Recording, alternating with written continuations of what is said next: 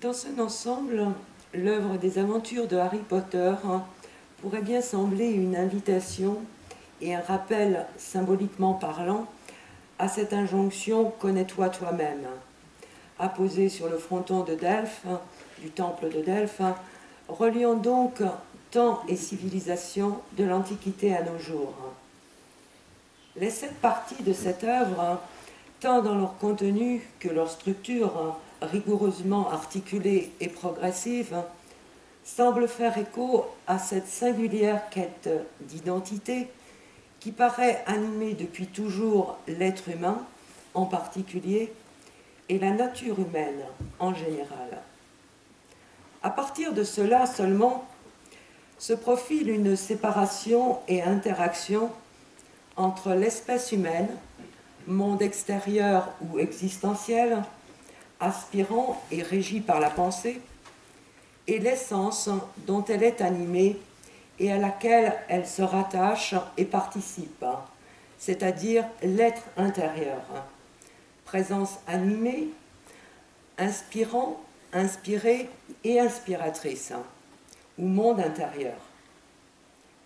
Informel pour ce dernier, j'entends bien ici sans forme apparente, là où imaginaire et rêve se tiennent secrètement à la source, tel le sourcier à la source muni de sa baguette, si l'on veut rajouter au symbolisme de Harry Potter, et dont la matrice reste identique. Puis le monde formel, à entendre ici sous le sens de la forme créée, via les lois, les règles, les principes qui l'opèrent et à la fois en découlent. La cohabitation de ces deux mondes, tant dans le fondement de la devise delphique que dans les aventures intérieures et extérieures de Harry Potter et son entourage, conduit à un enseignement d'une part inspiré et inspirateur via le ressenti et donc l'éveil des sens, et d'autre part maîtrisé, affiné via les outils, moyens et ressources personnelles pour en libérer forme et expression. Le lieu de formation et information pourrait bien s'appeler tout simplement école de la vie et s'apparenter à Poudlard. École qui rassemble ces différents uniques, appelés et admis ou non à intégrer via leurs diverses et singulières origines une destinée commune, symbolisée par la chambre des secrets ou la course au trésor enfoui et à dévoiler.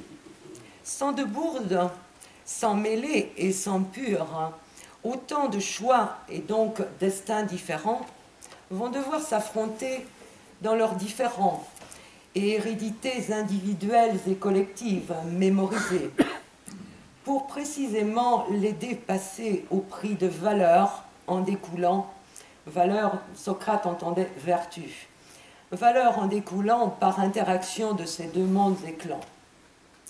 Tout ceci va se jouer via bataille extérieure et guerre intérieure, où corps, pensée et esprit semblent bien occuper l'espace-temps. Poudlard semble donc bien être la structure dispensant l'expérience et l'apprentissage de la libre circulation entre ces deux mondes. Au cours des 7 parties de l'œuvre se déploie donc ce que l'on qualifierait de processus d'introspection à deux visages, caractère dualiste sur toile de fond ou matrice commune, appelant donc au fond et à la forme, au créé et à l'incréé, au temps et à l'intemporel, au mortel et à l'immortel, au fini et à l'infini. Poudlard illustre parfaitement ce concept en tant que structure réunissant les élus de 2 groupes opposants, Gryffondor et Serpentard. Et de ce fait, la multiplicité et complexité des conceptions, choix, etc., présents en chacun des élèves sorciers et leur entourage hiérarchique.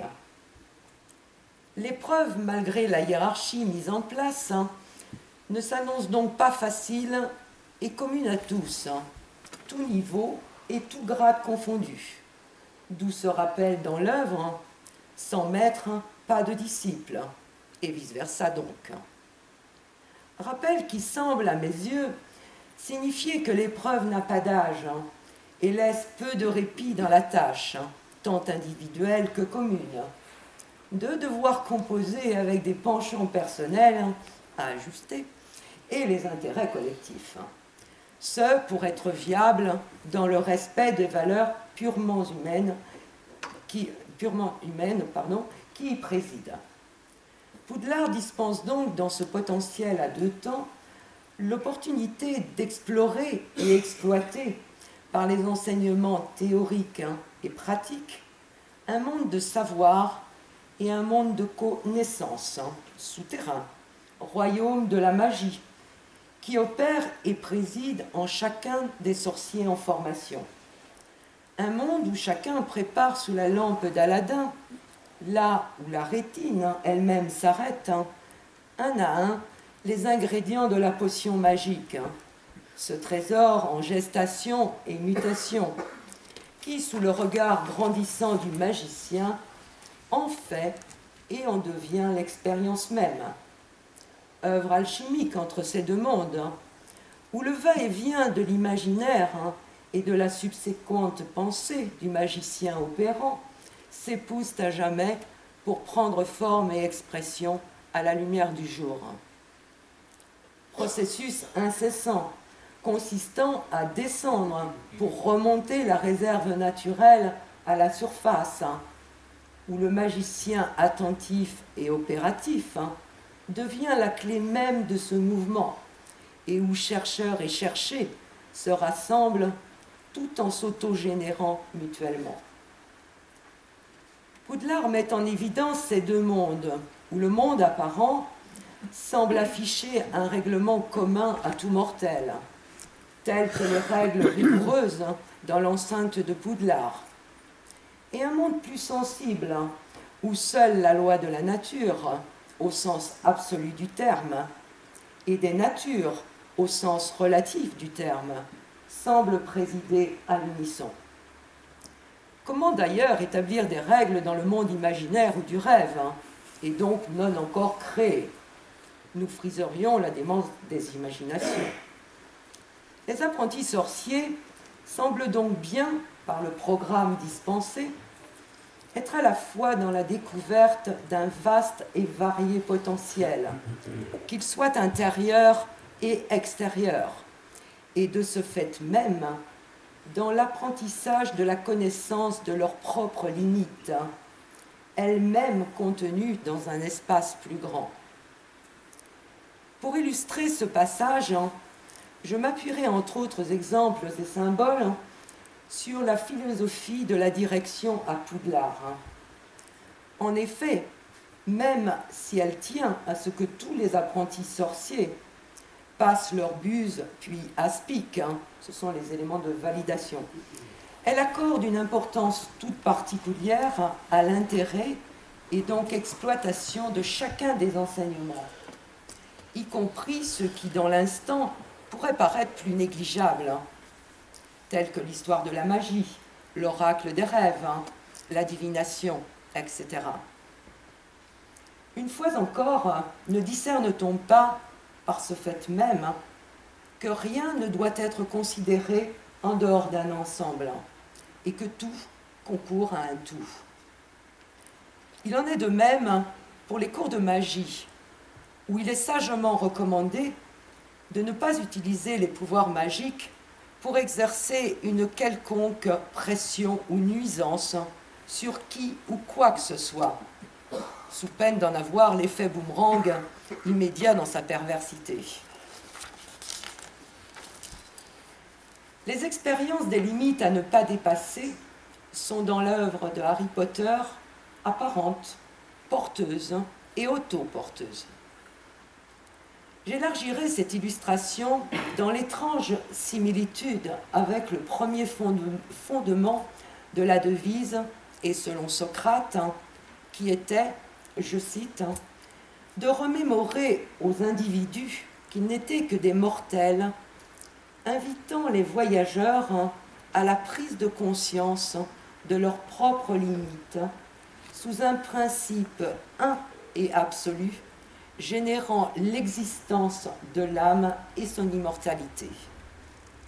Fin de la citation. Âme vagabonde et éternelle école de vie, pourrais-je dire, pour signifier cette traditionnelle et infinie course au trésor, qui semble bien clairement ne pas afficher d'âge, mais bien plutôt se perpétuer dans l'infinité de l'espace-temps, tout domaine confondu.